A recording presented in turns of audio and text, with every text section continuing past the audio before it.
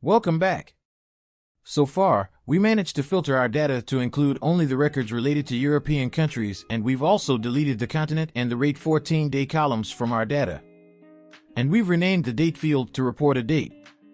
And the next thing we want to do is to take the indicator and the daily count and pivot the daily count into cases count and deaths count. So the indicator itself tells you whether that relates to the count, relates to cases or deaths, and we can do that using a pivot transformation. So let's switch to the spreadsheet, try and understand the data a bit more before we jump onto the data factory. Here's our cases and death file. I've already done a filter on country code GBR, which is United Kingdom, and also uptake in the data just for one day.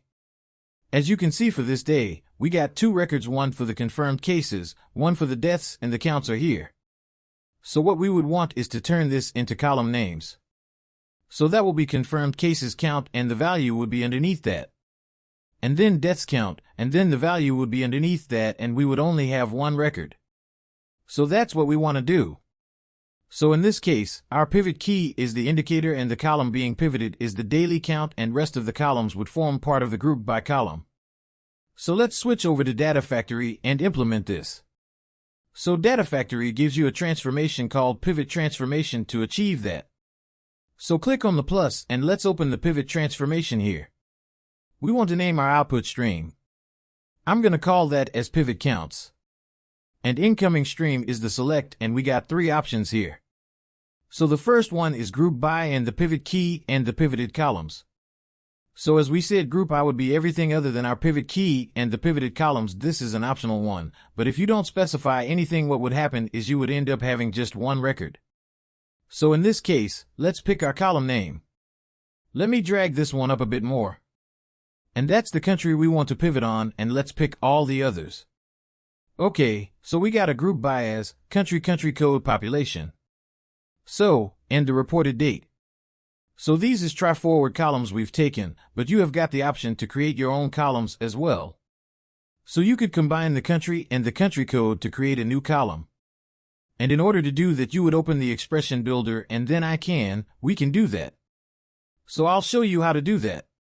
So this would be, if I open up the expression builder, I can say country plus country code now forms a new column, and let's call that column name as country special. And I'll delete that at the end. Actually, I'll show you how it works. And we want the pivot key. So pivot key in this case is going to be our indicator, and we know the value of the indicator is confirmed cases, and your deaths, this is optional. We know the value of the indicator at the moment. So we have specified them here. But if you don't, what would happen is actually at runtime Data Factory would identify the distinct values of indicators and create the corresponding columns for you. So in this case, we've specified confirmed columns and deaths and pivoted columns. So here you would have to specify the expression. So in this case, I'm going to call the column name that comes out of this as count. And the expression here has to be an aggregate function. So we go for a sum. So let's do a sum of the daily count. So what it's going to do is it's going to pivot based on confirmed cases and deaths.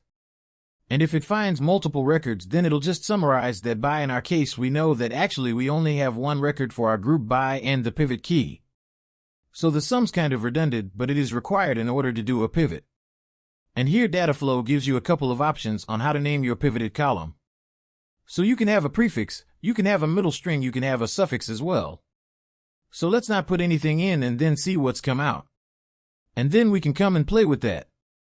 You also have a drop down here. You got two options there. So if you look and inspect, you'll see what's come out. So the value that's come out is the count, which I gave us the column name, and then the value of the pivot key, confirmed cases, and similarly count and deaths here. So if I go back here, I really want to have the column name as confirmed cases underscore count deaths underscore count. So let's get back here, and you can use underscore for the middle. So that is fine. And here I have got count and then pivoted column name. So I want to turn it around. So let's do the pivot key value and then the expression. So now I should get what I want, so which is my confirmed cases count and deaths count. I know that actually there is a space here. I would like that to be an underscore as well, but that's not possible within the pivot transformation. So I will have to do that in a select transformation later on at some point. One more thing you want to see is the column that we added for the country code and the country together. So that's come out here with country special and the country and country code joined together. So let's do the data and understand a bit more. Okay.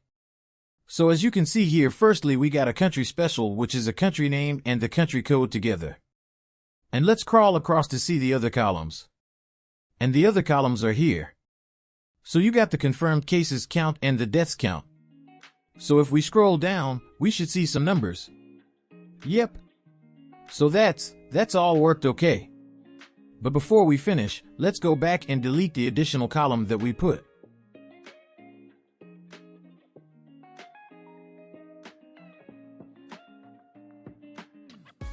So that's our country and country code. We don't want this. So I've deleted that column now. So that is the end of this lesson. I'll see you in the next one.